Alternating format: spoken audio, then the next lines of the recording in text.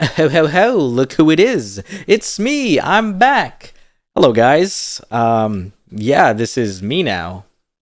Thank you for understanding and I'm sorry if you don't.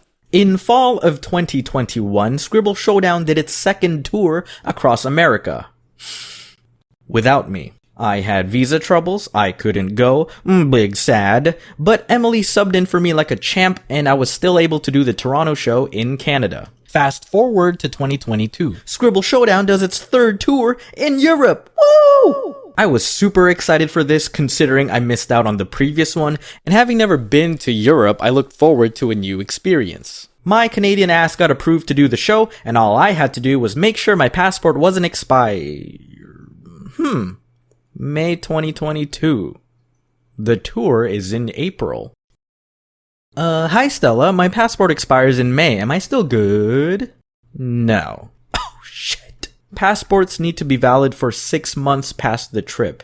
Can you renew it in time? This was a little over a month before the tour and I panicked a little because all I've been hearing lately about passports is that the renewal process may take up to 6 months if you mail it in. I, obviously, didn't have 6 months. So I looked up if I could expedite the process and saw that there was a 2-week and even a 2-day turnaround for renewal. But you had to go to a processing center in person and have all your documents ready to be sent in. When I searched up which passport service to go to, all of the ones in my area were by appointment only, except one, which allowed walk-ins. Frickin' awesome. The next day I went to take my passport photo and then headed to the service center. It was around early afternoon by the time I got there and saw that there was a line outside of the building. I wasn't really surprised and was ready for a lengthy wait. They didn't close for another 2 hours, so I figured I was chillin'. As soon as I got in line, the people around me asked if I had an appointment or if I was doing a walk-in. When I answered, they advised me that they actually aren't allowing any more walk-ins unless you have a ticket, which they handed out earlier in order to cut off the line because they predicted it would take that long to process everyone in time for when they close. Cool. I just paid $20 for parking, but that's cool. So I go home that night and do a little bit more research on how to get an appointment. In order to apply, you fill out this simple online form, give your contact info, describe your traveling situation, and upon submitting, you are to expect a callback within 2 business days, in which you will be appointed an appointment. Sick. I do that.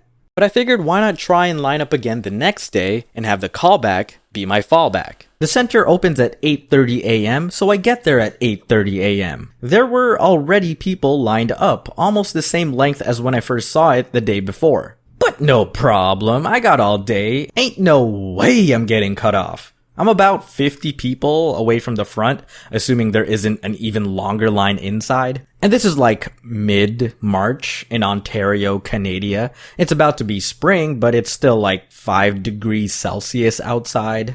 I underestimated the weather. I was only wearing a somewhat thick hoodie over a t-shirt because I assumed I wouldn't be outside waiting that long having arrived at opening. Whatever, I'll take the L. Give me that.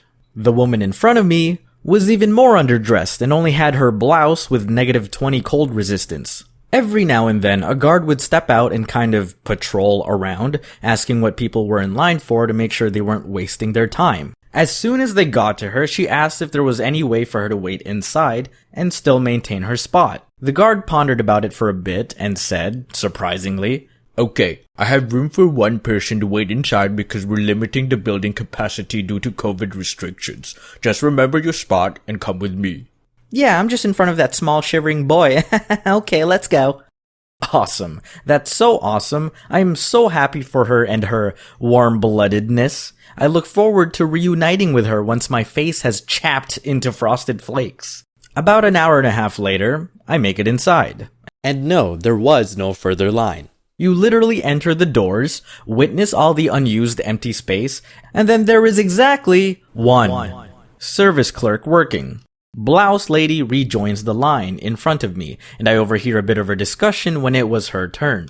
Apparently, she was flying out in 3 days and needed to renew her kids' passports.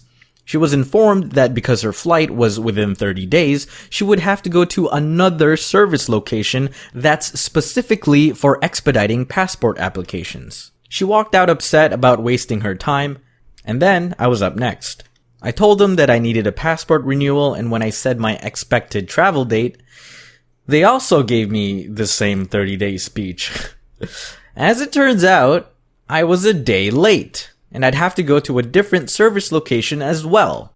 That's so great. Isn't that great how that's just what it is, which is great? They also told me to fill out the online form thing for the callback appointment, which I already did, so I too wasted my time today. But unlike Blouse Lady, I couldn't feel my feet. Guess I gotta depend on plan B and wait for the callback since the other service locations were appointment only. 2 business days pass, and I have not yet received my callback. So I fill out the form again, but I realize too late after resubmitting that there is a warning for multiple applications because it might mess up the timing of the callback. Oh, whoops. Oh well, so I wait again. Another 2 days pass, and nothing. I get worried that my double application might have actually screwed it up, so I find a passport service info number to call and see what was up. They gave me really awesome advice. They told me to just keep waiting. So wait, I did. About a week after my first application, I finally get the callback. I explain to them my situation and request for an appointment. Of course, sir. And just to let you know, you need proof of travel before I give you an appointment. What, like my flight? Yes, or a hotel booking, or any documents to prove your date of travel. Oh, I mean, I know when I need to fly out, I just don't have my flight booked yet because I wanted to make sure I can renew my passport in time. Right? Does that make sense? Do you guys order Uber Eats a month in advance without knowing that you'll want to eat it at that time? What kind of backwards ass? Like, are they encouraging people to be irresponsible? Why would I book the flight if I wasn't sure that my passport would be renewed in time? I am sorry, sir. You need proof of travel before I can give you an appointment. Okay, well, I can literally book it right after this call. Could you still schedule me an appointment and I'll ensure I have my documents by then, even if it's tomorrow? Coding error. If player not say have ticket, then deny appointment. Bro, what?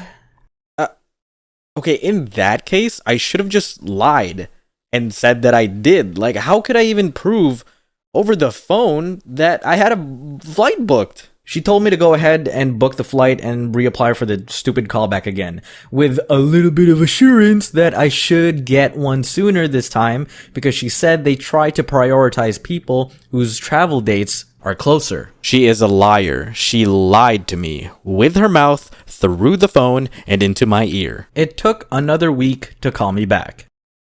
Oh, what's this? A 2-parter? See you next week, loser. I'm kidding. I'm the loser. Wait till you witness the absolute horse poop in the next video. Thank you guys for watching my first video in like a year. Thank you, Shen, for lending me your voice in this video. Y'all go check her out. I know this model might take some getting used to. I definitely still need to tweak more of the lip syncing. It's not as crisp as I'd like it to be, but I really appreciate you taking the time to watch this story and still support my shit. Okay, bye-bye.